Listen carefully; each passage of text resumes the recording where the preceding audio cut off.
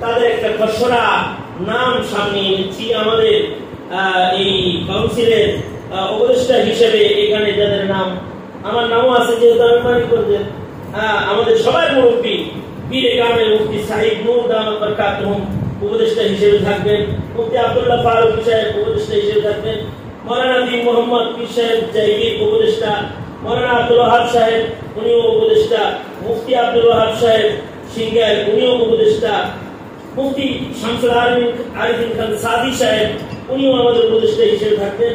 আমাদের আজকে হাজিরা দিলেন মুফতি আব্দুল্লাহ আল ফিরোজ, উনিও আমাদের উপদেষ্টা। মাওলানা আশরাফুল আলম সদরের উনিও আমাদের উপদেষ্টা। উনি তো ইসলামী অনেক মেহনত করেন।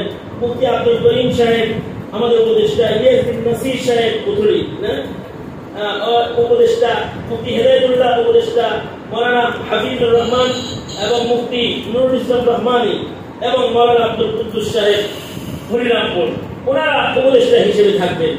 আর নির্বাহী কমিটিতে পরিপূর্ণ কমিটি না, এটা একটা আহ্বায়ক কমিটি। এই কমিটি পরবর্তীতে একটি ভালো কমিটি গঠন করবে। সভাপতি হিসেবে আমরা এখন যে মাদ্রাসায় আছি এই মাদ্রাসার প্রিন্সিপাল এবং আমাদের আব্দুল জলিল রহমতুল্লাহ আলাইহির রুহানি ফয়েজ নিয়ে যোগ্য সন্তান হিসেবে যিনি কাজ করতেছেন, আমাদের এই সংগঠনের জেলা সভাপতি হিসেবে হাফেজ মাওলানা কারি উবাইদুল্লাহ সাহেব উনি সভাপতির দায়িত্ব পালন করবেন।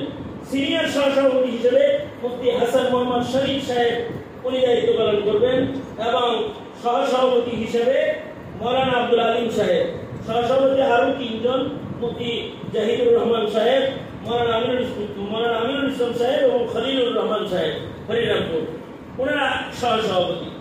সাধারণ সম্পাদক হিসেবে মাওলানা মাসুদ আইয়ুবী ছোট ভাই উনি সাধারণ সম্পাদক হিসেবে দায়িত্ব পালন করবে।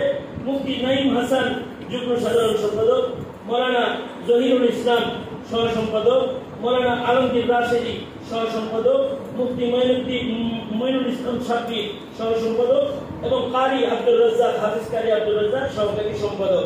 সাংগঠনিক সম্পাদক হিসেবে রমজান মাহমুদ সাহেব উনি কাজ করবে, মাওলানা রমজান মাহমুদ এবং মাওলানা আল আমিন তালেব উনি সহকারী সাংগঠনিক সম্পাদক হিসেবে কাজ করবে।